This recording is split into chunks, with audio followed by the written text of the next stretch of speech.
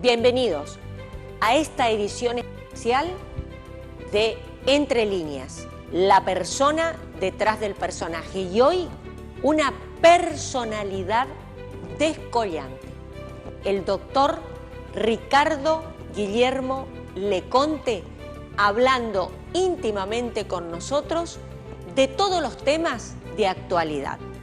Quédate ahí y no te muevas, que ya comienza Entre Líneas.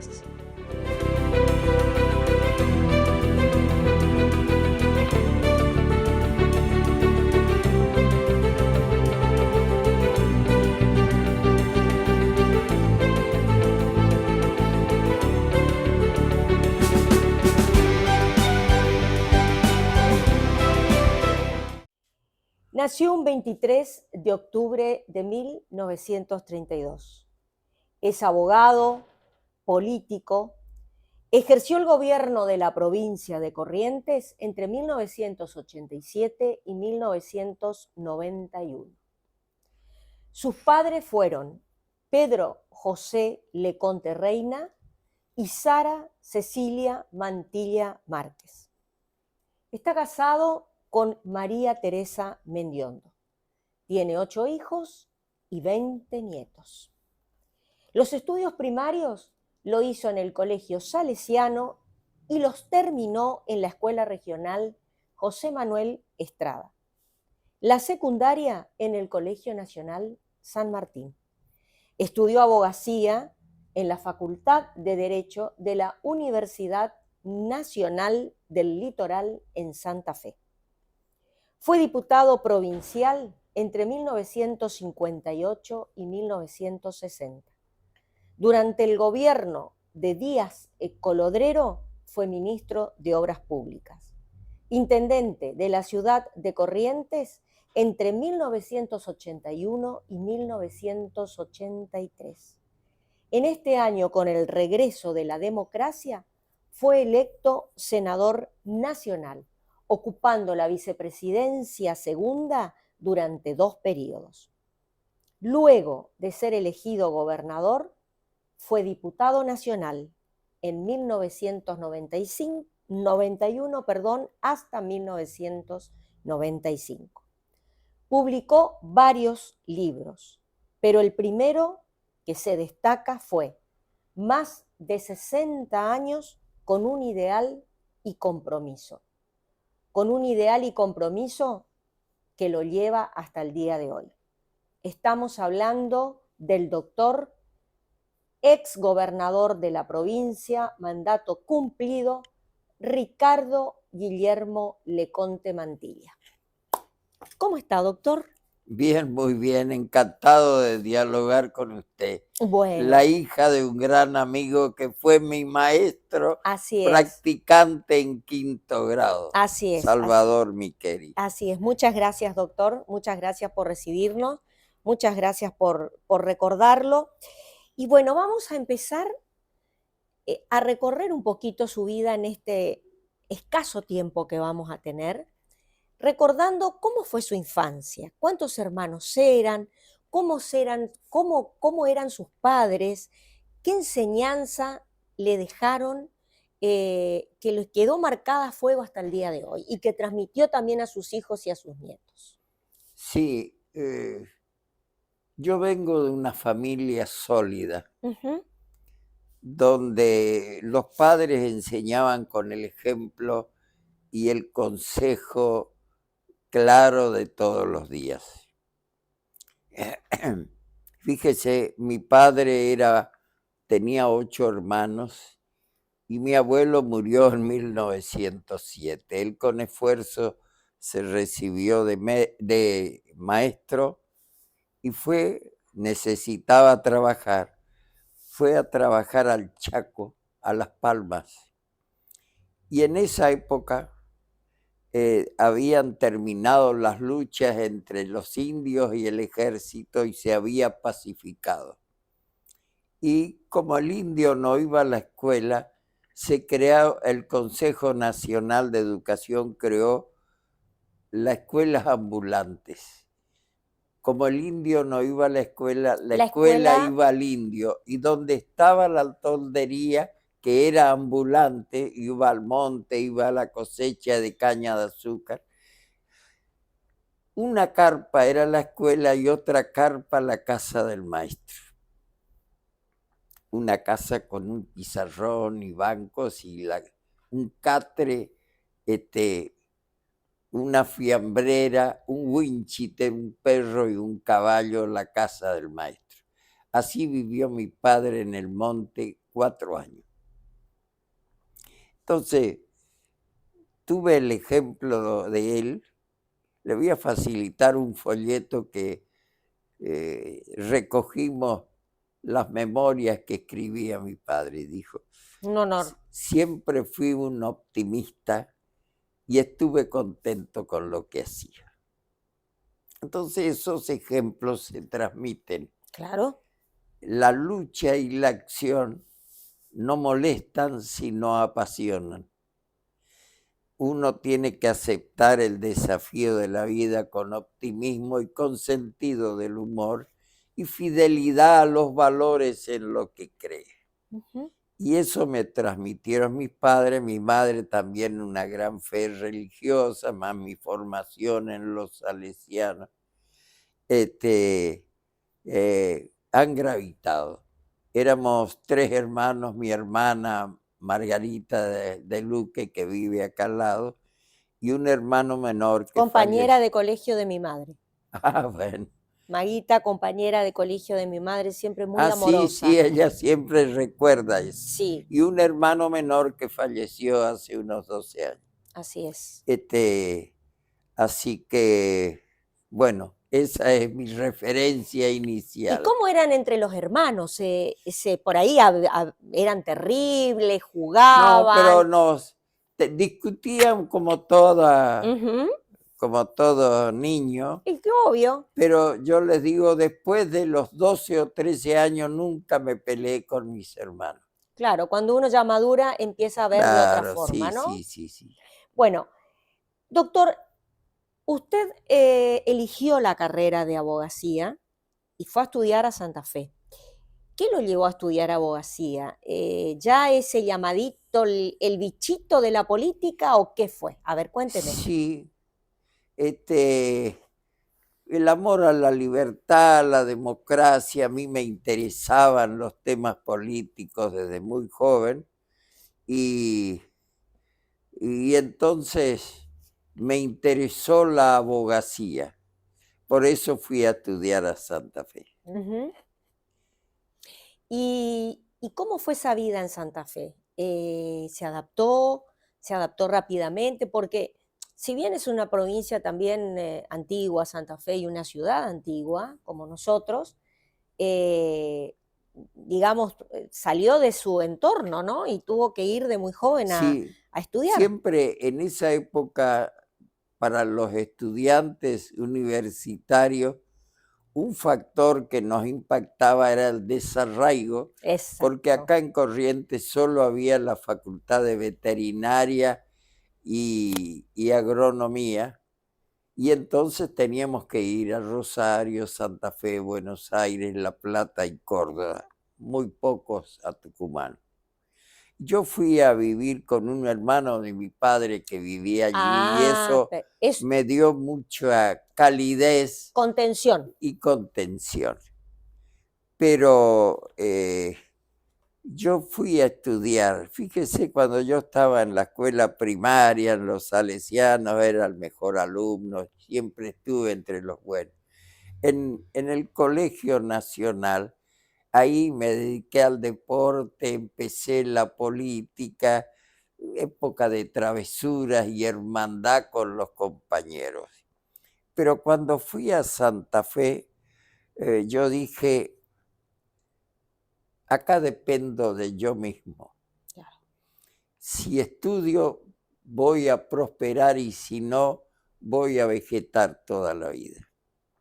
Entonces me dediqué a estudiar. Estudiaba mañana, tarde y noche, sábado y domingo. Fíjense, entonces éramos estudiantes libres y cada año eran 5 materias.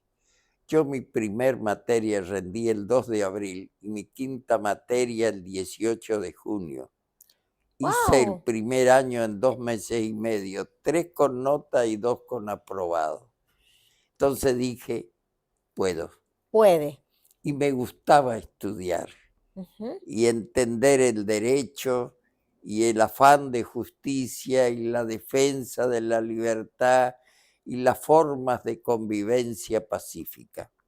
Y después que me recibí, antes mi gran amigo que fue el doctor Aguirre Lanaro y un Así gran es, canciller y defensor de Malvinas, así es. lo Lo nom- convenció de que vaya al partido. ¿Es así o no? sí, me invitó a la salida de misa. Ya estás en edad a los 15 años 15 años tenía cuando y empezó, ahí doctor. empecé y aquí estoy. Y acá está, ¿no? Bueno, vamos a una pequeña pausa. Sí, Vamos a cómo una no. pequeñita pausa y volvemos con más, con esta personalidad que tengo el honor en el día de hoy de entrevistar, el doctor Ricardo Guillermo Leconte.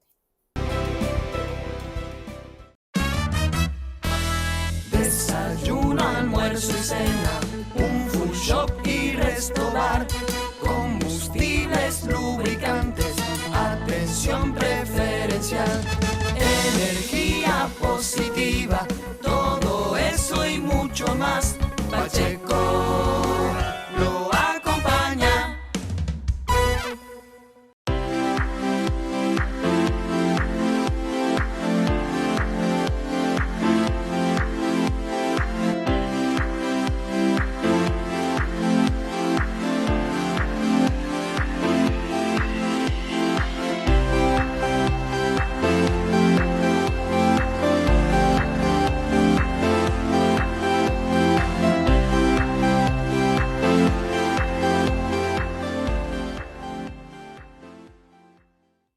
¿Estás con ganas de ampliar tu emprendimiento? ¿Crees que tu sueldo rinda más? Tu banco te banca. En el Banco de Corrientes diseñamos distintos préstamos pensados para que sigas creciendo. Créditos capital de trabajo, créditos para financiamiento de inversiones, préstamos para cuenta sueldo. Llámanos al 0800-444-0160 o ingresa a www.bancodecorrientes.com.ar y conoce nuestras propuestas. Banco de Corrientes, el banco de los correntinos. Oferta sujeta a calificación crediticia.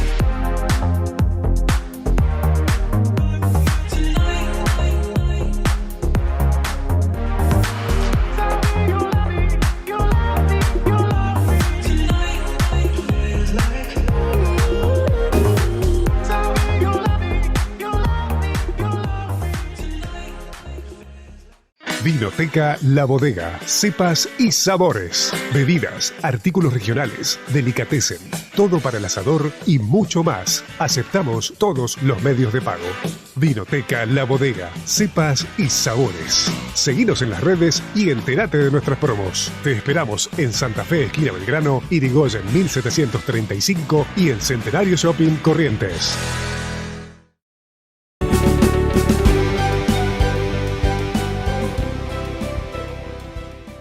Doctor, el Partido Liberal, creado por Juan Eusebio Torrent, el 15 de diciembre, el día del cumpleaños de mi padre, pero de 1856, es el espacio político más antiguo de la Argentina y Latinoamérica.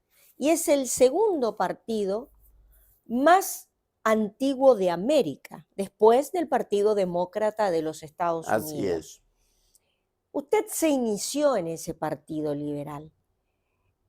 ¿Cómo era en ese entonces el partido? ¿Cuáles eran los ideales y cuáles eran ese compromiso del que usted habla en su libro?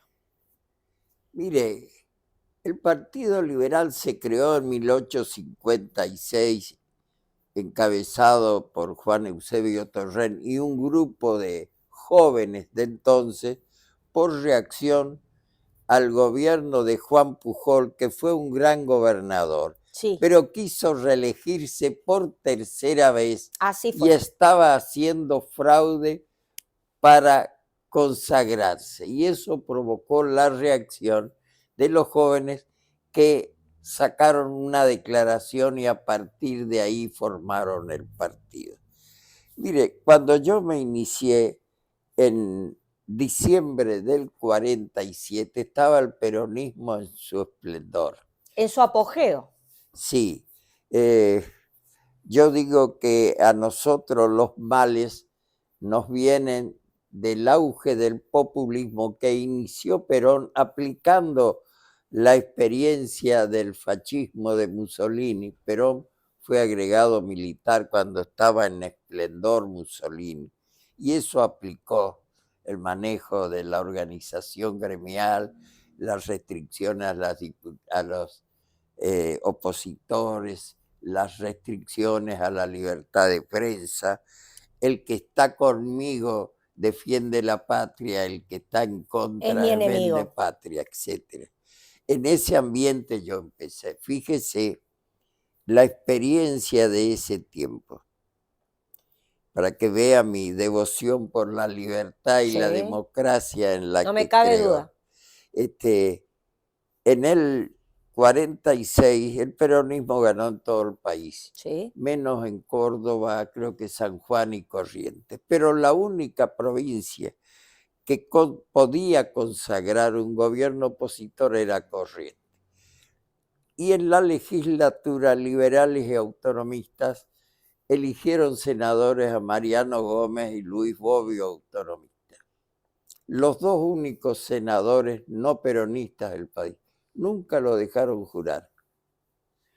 así es. Acá, en el colegio electoral, liberales y autonomistas respaldaron a la fórmula Meave Abad, tenían 11 electores y le dijeron a los radicales, faltan 3 para tener 14, ¿por qué no nos apoya si nosotros lo apoyamos a la fórmula nacional radical? Los radicales dijeron que solo podían votar a radicales entonces con la intransigencia. Lo recuerdo, los radicales entonces, intransigentes, ¿no? Liberales y autonomistas, para que no se impusiera un gobierno, pero sin cálculo lo votaron a De la Vega Villar, que eran 2 dirigentes calificados.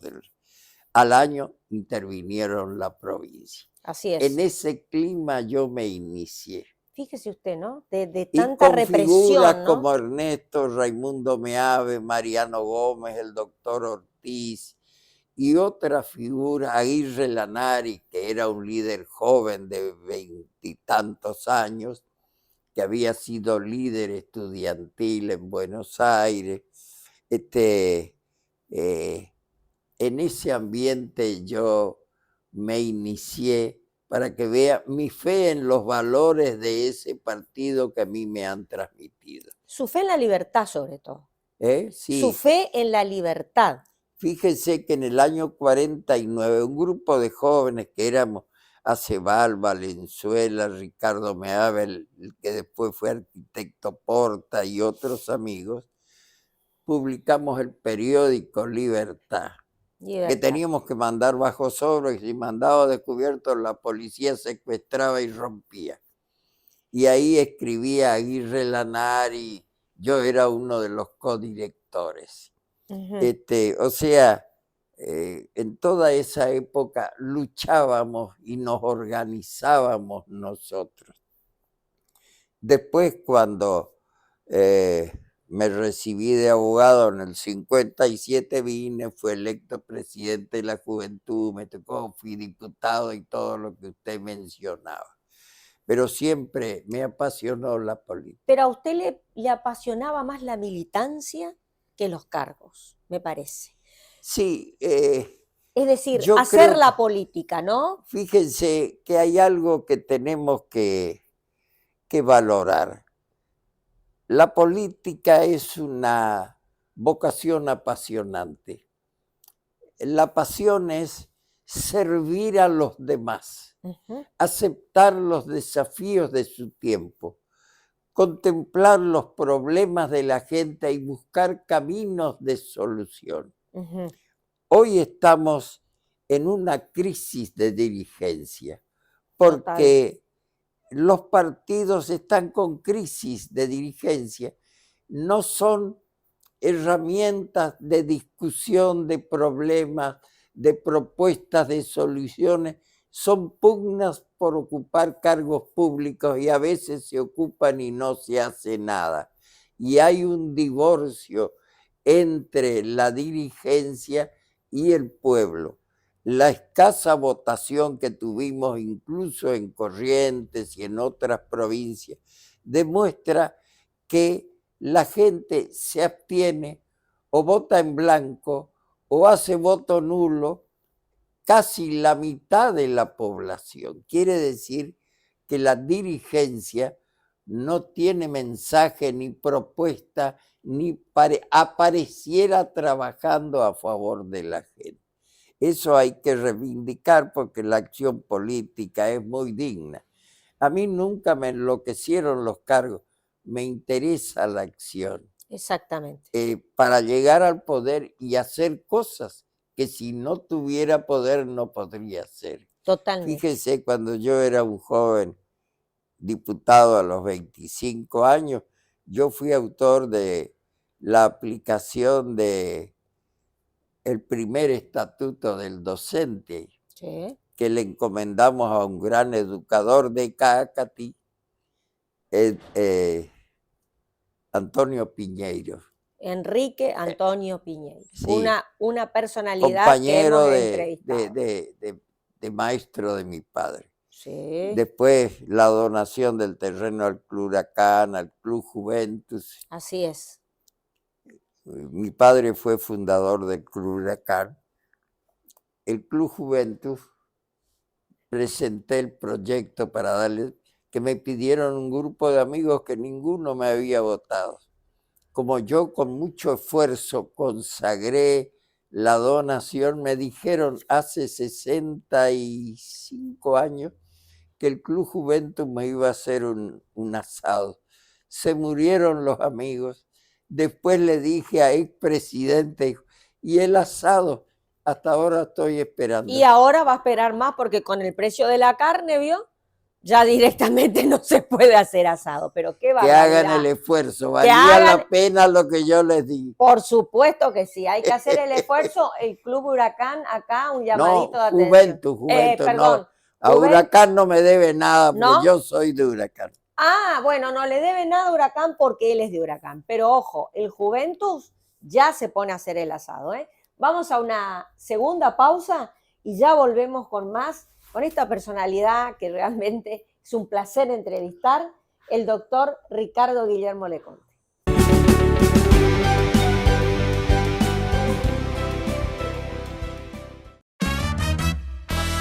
Desayuno, almuerzo y cena, un full shop y resto bar, combustibles, lubricantes, atención preferencial, energía positiva, todo eso y mucho más.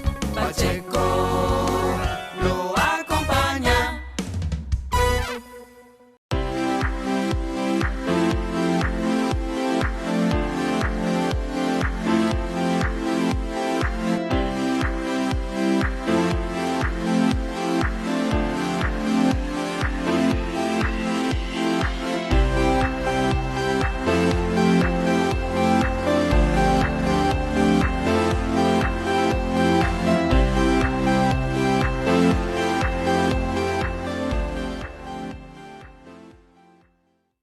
¿Estás con ganas de ampliar tu emprendimiento? ¿Crees que tu sueldo rinda más? Tu banco te banca. En el Banco de Corrientes diseñamos distintos préstamos pensados para que sigas creciendo. Créditos capital de trabajo, créditos para financiamiento de inversiones, préstamos para cuenta sueldo. Llámanos al 0800-444-0160 o ingresa a www.bancodecorrientes.com.ar y conoce nuestras propuestas. Banco de Corrientes, el banco de los correntinos. Oferta sujeta a calificación crediticia.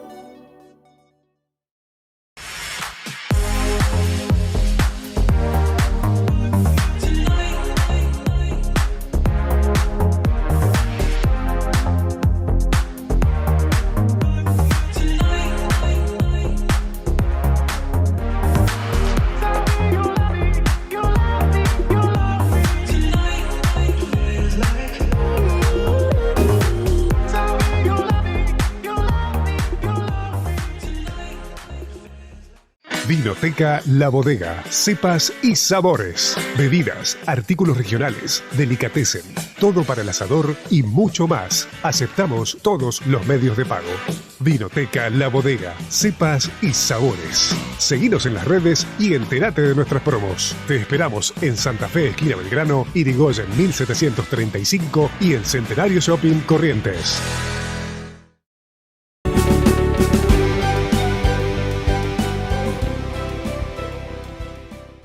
Doctor, en 1983 fue usted elegido presidente de su partido, ¿eh?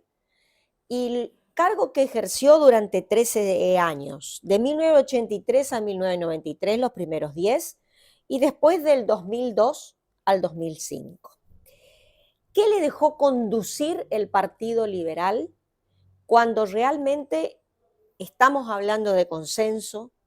Ya había un pacto autonomista liberal formado en el año 1961, un 14 de junio, se conforma el pacto por iniciativa de autonomistas y liberales, de los autonomistas Omar y Galileo Mancini, Ángel Mórtola, Salvador Di Tomaso, Ángel Colombo y Fernando Miranda Gallino, y por el lado de su partido de los liberales, Diego Díaz Colodrero, Víctor Ormachea y Ernesto Meave. Aunque ya en el legislativo empezaron a trabajar juntos desde antes. Primero, ¿en qué se basó esta creación de este pacto, ¿no? ¿Cuáles eran las bases del pacto autonomista liberal? Por ejemplo, la alternancia y el por qué. Vamos a hablar un poquito de lo que fue el gobierno de Julio Romero y el por qué ese pacto que luego lleva al poder durante muchísimos años a gobernadores alternados, ¿no? Autonomistas y liberales. Sí, fíjese que a través de la historia, liberales y autonomistas muchas veces hicieron pactos y muchas veces se enfrentaron. Así es. La última vez que había habido un pacto se rompió en 1928. Así es. Y de entonces fuimos enconados adversarios hasta que en el 45 y en la época peronista hubo algunos acercamientos. En el 58, cuando la Unión Cívica Radical Intransigente triunfa con el apoyo peronista, acuérdese, Sí. Frondizi y acá Piragini, Sí. que saca 83.000 votos, el Partido Liberal sacó 52.000.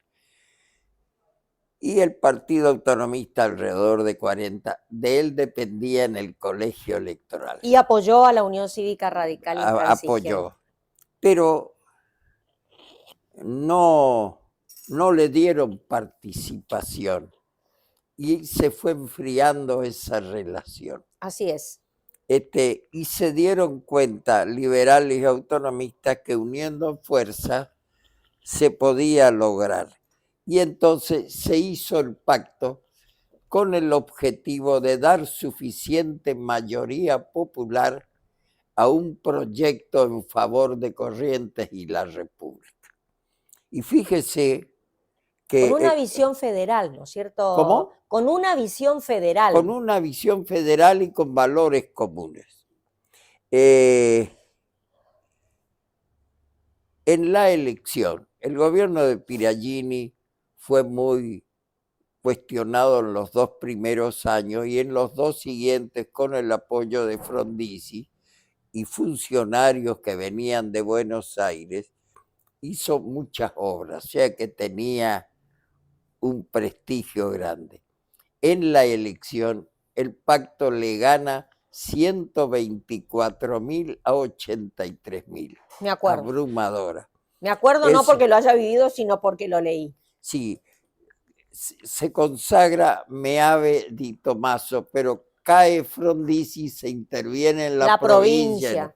Bueno, al año siguiente, otra vez, y ahí yo integro la fórmula con Diego Díaz Colodrero. Diego Díaz Fíjese Colodrero, así es. que la convención quiere ratificar la candidatura del doctor Meave, y este es un gesto propio de los grandes políticos. Dijo, el partido me votó 3 veces para gobernador y una vez hasta para presidente. Hoy hay que dar paso a una nueva generación. Yo no acepto ninguna candidatura y respaldo a Diego Díaz Colodrero de Goya. Y cuando van a integrar la fórmula, porque competíamos 2 fórmulas, el que ganaba entre liberal y autonomista llevaba al gobernador, había que poner un joven, entonces me eligieron a mí, que no tenía ningún poder político, pero había tenido algunos gestos destacables. Ganamos y sí, bueno, el pacto tiene 2 conceptos. Uno, el reparto igualitario del poder. Exacto. Y la alternancia en el poder. Así es. En la primera votación, 2 fórmulas, el que gana primero y después la alternancia. Fíjese que cuando hicimos el pacto no teníamos gran amor entre las partes, pero éramos conscientes de que esa era la solución. Fíjese que el pacto duró 32 o 33 años y ganamos todas las elecciones menos las del 73, que había una fisura en el Partido Autonomista, una situación muy especial, triunfó Julio Romero. Nosotros ganamos todas las elecciones, en 32 años debimos gobernar 28. Así es. Y gobernamos 14. Meave fue electo y no se pudo hacer cargo por la intervención. Díaz Colodrero, caímos con la caída de Ilia por parte de Onganía, gobernamos 2 años y 8 meses. Después, Pocho gobernó 4 años, yo 4 años y Tato 4 años. Después con Tato nos alejamos del poder y después se disolvió. Debimos gobernar 28 años y gobernamos 14. Fíjese usted, ¿no? El otro lapso eran o intervenciones federales de gobiernos adversos o gobiernos militares. Hoy, con toda la crisis que vivimos y la frialdad entre el pueblo y la dirigencia que se refleja en los guarismos, en 40 años hemos tenido estabilidad. Comparando con esos 40 años difíciles. Ayer se cumplieron 62 años de la firma del pacto. Del pacto, sí, Fíjese señor. qué época controvertida nos tocó y lo que nos toca ahora. Doctor, su gobierno no fue fácil. Cuando usted fue gobernador le tocó un marco nacional muy difícil, ¿no? Hiperinflación, desde el punto de vista económico, ¿no? Sí. Una hiperinflación terrible. Pero Le usted se la mañó de una forma extraordinaria para llevar adelante su gobierno. Sí, conviene algunas cifras. Ahora que estamos espantados porque la inflación de un año es 114, con todos los problemas que afectan a la gente, en especial a los que menos tienen. Yo asumí en diciembre del 87, el 88, la inflación fue 387%. Sí, señor.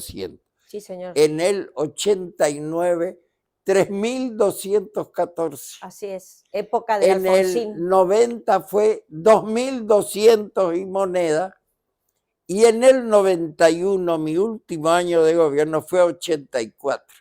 Del 1 de enero a mediados de marzo, en que vino la convertibilidad. La convertibilidad del 1 al 1. 83, del 15 de marzo a diciembre, 1. La convertibilidad fue un milagro. Lamentablemente, todo el mundo estaba convencido que eso era intocable.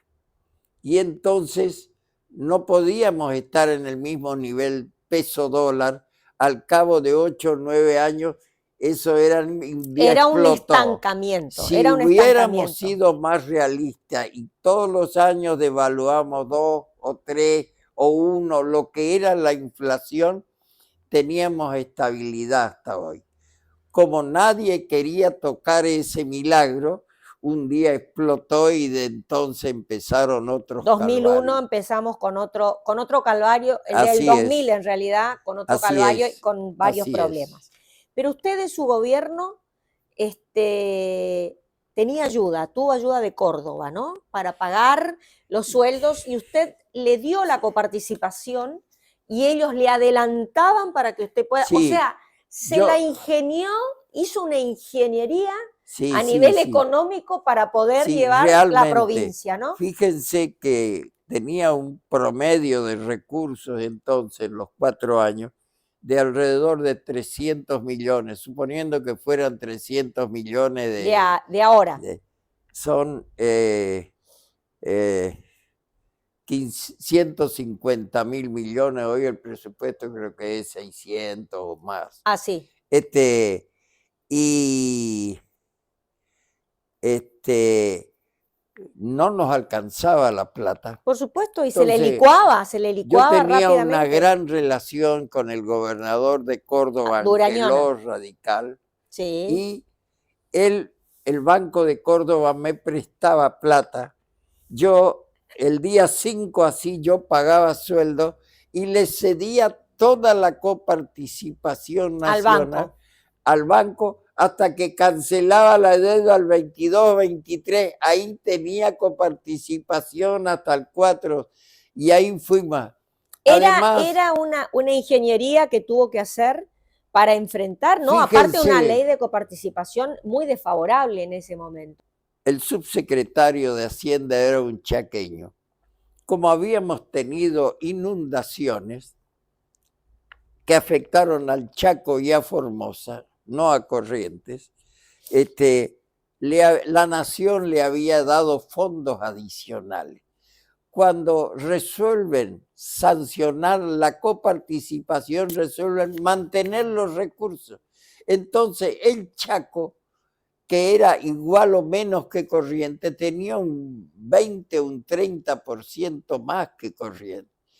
Teníamos nosotros grandes esfuerzos, fue una de las pocas provincias que en medio de la crisis nunca tuvo conflictos policiales. Así es. Pero le damos un aumento a un comisario de 100 y a la semana salía que el Chaco le daba 130, era como para que nos pegaran un tiro. Claro. Fíjese que buscábamos recursos. Me acuerdo que descubrimos con el ingeniero Valderiotti que en algunos de los gobiernos militares se había resuelto que todas las redes troncales de caminos del país pasaran a la nación y las secundarias la nación le pasara. Entonces, Goya, Esquina, Guayquiraró, que construimos en mi gestión, la ruta 14 en la costa del Uruguay era provincia, pasó a la nación y quedó un crédito a favor de Corrientes.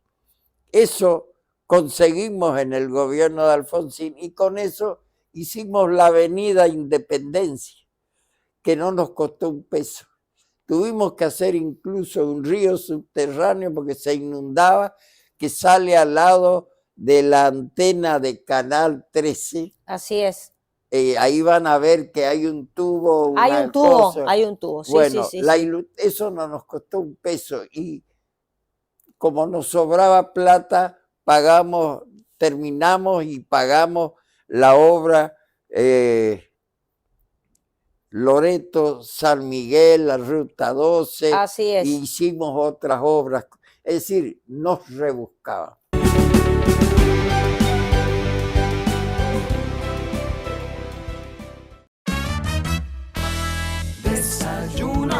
almuerzo y cena, un food shop y resto bar, combustibles, lubricantes, atención preferencial, energía positiva, todo eso y mucho más. Pacheco lo acompaña.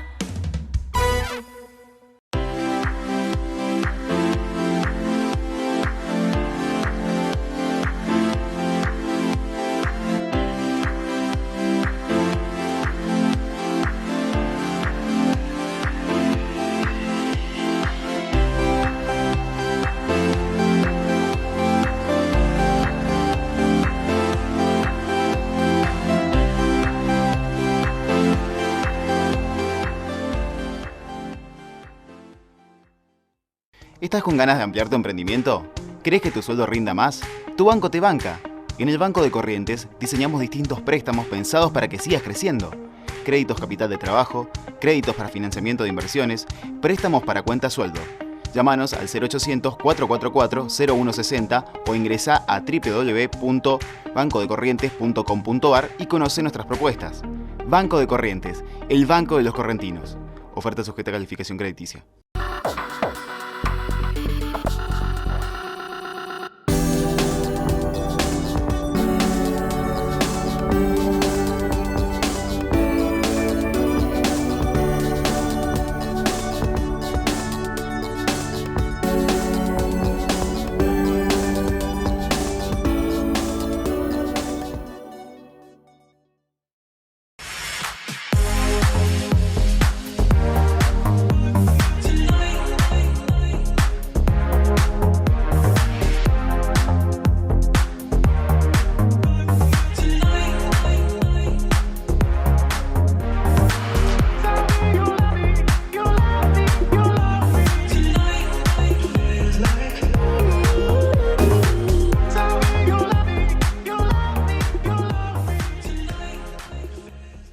Vinoteca La Bodega, cepas y sabores, bebidas, artículos regionales, delicatessen, todo para el asador y mucho más. Aceptamos todos los medios de pago. Vinoteca La Bodega, cepas y sabores. Seguinos en las redes y entérate de nuestras promos. Te esperamos en Santa Fe, esquina Belgrano, Irigoyen 1735 y en Centenario Shopping Corrientes.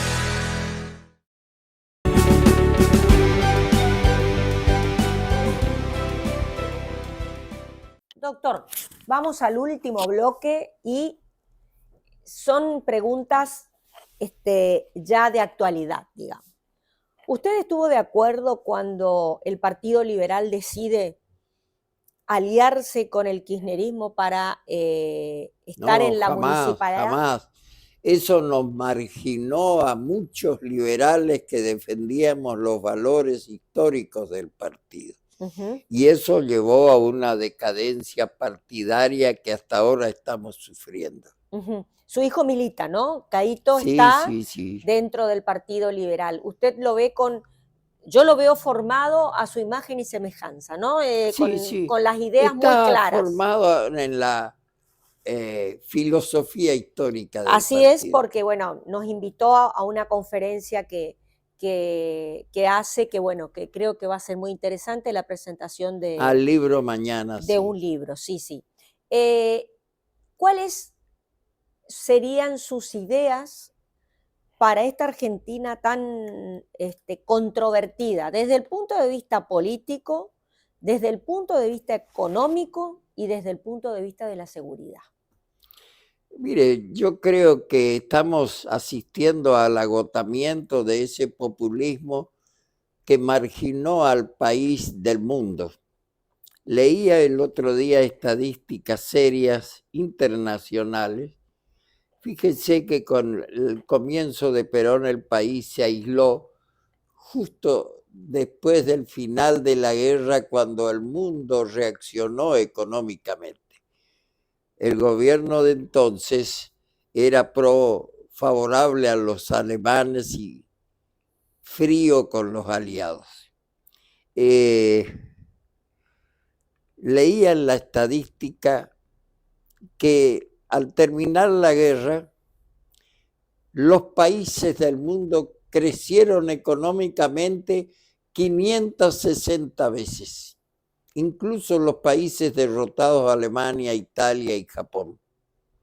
La Argentina, que se aisló, creció 54 veces. En el año 40, las exportaciones de la Argentina eran superiores a todos los países sudamericanos juntos. Hace 3 años, el Producto Bruto de la Argentina era un poco superior al estado de San Pablo en Brasil. Ese es el nivel de nuestra decadencia. Ese proceso de crisis que nos trae esta pobreza, esta inflación, esta postergación, este dimensionamiento exagerado del Estado, esta vigencia del populismo, se agota. Y en estas elecciones que hay que votar positivamente, hay que votar el cambio. A mí, en este momento que hay confusión dentro de Cambiemos, la que me inspira más confianza es Patricia Bullrich, que tiene capacidad y fortaleza para dar seguridad y producir el cambio en el ambiente sindical, en la reducción del Estado, en las garantías para el trabajo, en vigencia de la igualdad y la Constitución, pero hay que tener amplitud de criterio porque va a haber que actuar con cabeza fría y en buena hora hay que buscar alianzas mayores después de la elección de Córdoba. El apresuramiento de Rodríguez Larreta ha disminuido y afectado a Cambiemos. No puede hacer una alianza con el adversario de juez que vota ahora el 24 de junio. Pero confío en el futuro del país. Hay condiciones positivas para que peguemos un salto. Y le quería decir, yo estoy por publicar 2 libros, uno dedicado a la política, a todos los liberales, estén donde estén, y otro sobre, le digo el título, Visiones de un tiempo vivido, fe y esperanza en la libertad. Eso es para todos el libro. Además, en ellos menciono iniciativas que he tenido y tengo en política. Cuando fui legislador presenté un proyecto con el doctor Garay y otros